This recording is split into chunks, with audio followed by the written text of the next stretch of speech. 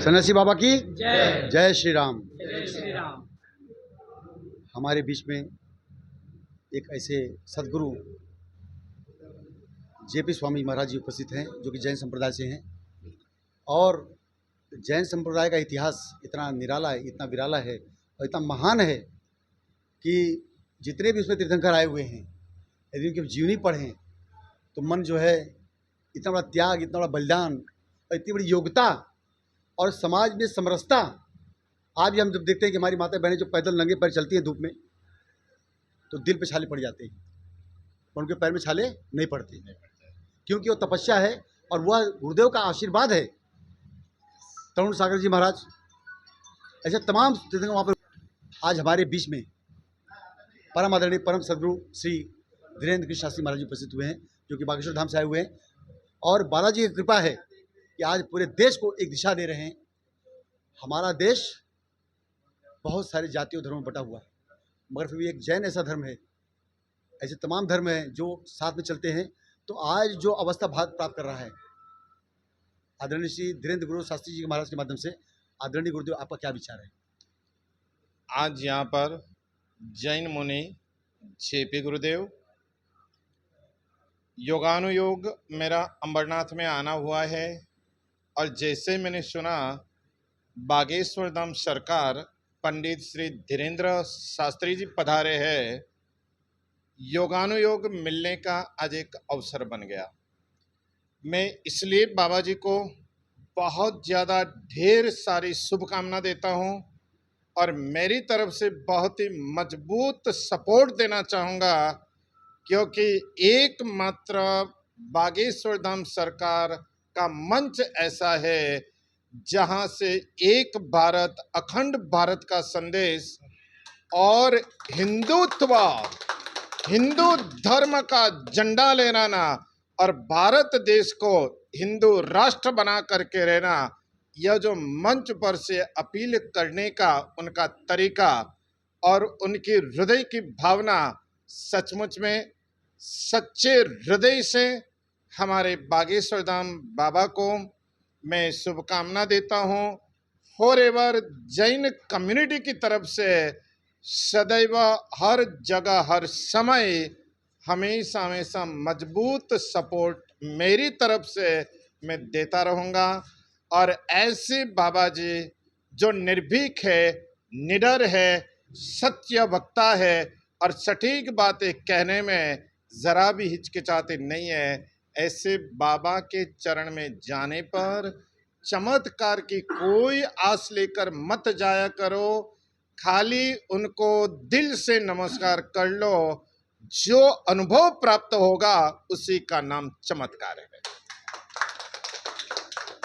एक मन में एक प्रश्न अपने आप उभर आता है कि स्वामी विवेकानंद भी 26-30 साल की उम्र के थे जब विदेश में जाकर के शिकागो में उन्होंने डंका बजाया था अपने सनातन धर्म का, और आज आप देखेंगे मात्र 26 वर्ष। यस। आदरणीय धीरेन्द्र शास्त्री महाराज की उम्र कितनी है?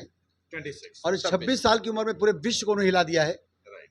एक मंत्र दे करके उन्होंने दिखा दिया है कि आपका सनातन धर्म क्या है। जो सुषुप्त अवस्था में बैठा हुआ था, जो सोया हुआ था, सो जगा दिया है। तो आप भारत के जो नवयुवक हैं, क्योंकि नवयुवक ही देश को दिशा दे सकता है, यस। तो जो हिंदू राष्ट्र बनाना है, तो इसमें आपकी तरफ से, आपके समुदाय की तरफ से क्या संदेश इन नौकियों को है जो राह भटक चुके हैं, जो धर्म का परित्याग कर दिया है, जो धर्म से च्युत हो चुके हैं? आप उन नौकियों को क्या कहना चाहेंगे, क्या संदेश देना चाहेंगे? नवयुवक के नाम एक ही संदेश में देना चाहूँगा, अगर धीरेन्द्र शास्त्री बागेश्वर धाम सरकार ओनली 26 ईयर्स की उम्र में इस प्रकार जबरदस्त धर्म के साथ में मानवता, जीवदया, अहिंसा, एकता और सोई हुई चेतना को जगाने का जो जबरदस्त कार्य करते हैं, इसके लिए नवयुवकों के नाम एक ही संदेश में देना चाहूँगा कि धीरेन्द्र शास्त्री बागेश्वर धाम सरकार का केवल ही केवल जबरदस्त अनुरोध है, जबरदस्ती नहीं है। बस इतना सा अगर नौजवान समझेगा तो अपने आप यूं ही बागेश्वर धाम सरकार धीरेन्द्र शास्त्री जी को फॉलो करते ही रहेंगे।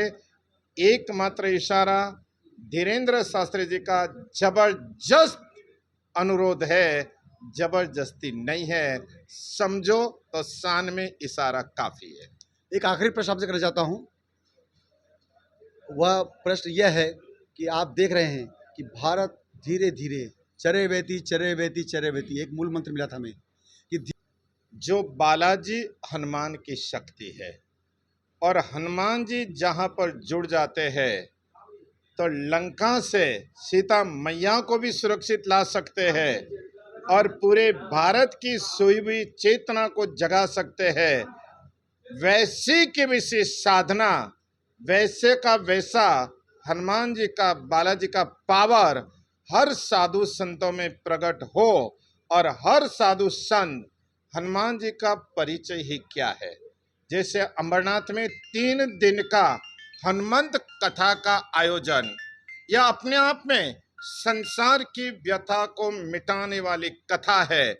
और धीरेन्द्र शास्त्री जी ने जो दिव्य शक्ति प्राप्त की है, जो डिवाइन पावर प्राप्त किया है, जो इनविजिबल पावर प्राप्त किया है, और उसके द्वारा हर मानव को समस्या का समाधान बिल्कुल खुल करके देते हैं, वैसी शक्ति हर किसी भी संतों के जीवन में और भीतर में प्राप्त नहीं हो सकती, क्योंकि इसके पीछे स्वार्थ का त्याग करना होता है।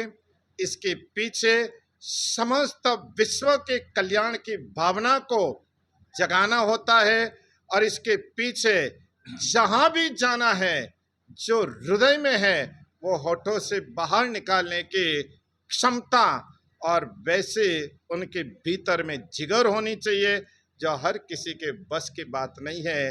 धीरेन्द्र शास्त्री जी बागेश्वर धाम सरकार को वंस अगेन जैन मुनि जेपी गुरुदेव का खूब खूब खूब खूब लाख लाख शुभकामनाओं के साथ में आगे बढ़ने का एक मजबूत संदेश प्रदान कर रहा। एक प्रश्न और है। आप अक्सर देखते होंगे जो बागेश्वर धाम सरकार जी हैं, गुरु कृपा ही केवलम कहा गया है, और आपने अक्सर सुना होगा कि जब भी नामदेव सन्यासी महाराज जी का नाम लेते हैं, गुरु और शिष्य का एक अटूट संबंध आपको आज के इस परिवेश में, इस देश में क्या हुआ संबंध और कहीं नजर आता है, अन्यत्र नजर आता है, और नहीं नजर आता तो उसका हमारे समाज पर क्या प्रभाव पड़ता है?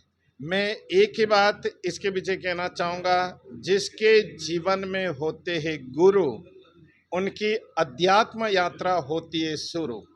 क्या बात है, क्या बात है। तो हमारे बागेश्वर धाम ने अध्यात्म यात्रा की तरफ में ले जाने का जो एक बीड़ा उठाया है, जो एक जबरदस्त प्रेरणात्मक स्रोत पैदा किया है, मैं एकमात्र बात कहना चाहूँगा, बागेश्वर धाम सरकार न कोई है चमत्कार, केवल ही केवल है नमस्कार। बस नमस्कार करते चलो, उनके जीवन से एकाध गुण का अंश प्राप्त करके आप भी अध्यात्म की यात्रा को करें शुरू, ताकि मिले गुरु का आशीर्वाद। यही मेरी शुभ कामना, शुभ प्रेरणा। बहुत बहुत धन्यवाद। और आप सबसे निवेदन है कि जो भी विचार, एक ऐसा रोचक विचार और आत्मसात करने वाला विचार आदरणीय गुरुदेव ने यहाँ प्रस्तुत किए, और अगर हम उसका अंश भी अपने जीवन में उतार सके तो यह जीवन सार्थक हो जाएगा, और यह देश हिंदू राष्ट्र बनने से कदापि कोई रोक नहीं सकता है। और इन्हीं शब्दों के साथ में मैं आप सबको महेंद्र अवधपुरी चैनल के माध्यम से धन्यवाद पेश करता हूं, और आप सबसे निवेदन करता हूं कि जो धार्मिक चैनल महेंद्र अवधपुरी है, इसे आप जन जन तक पहुंचाइए। या यूट्यूब पे केवल धार्मिक चैनल है जो सब तक पहुँचता है, महेंद्र अवधपुरी चैनल। आपका भी कोट कोट धन्यवाद चाहेंगे। धन्यवाद।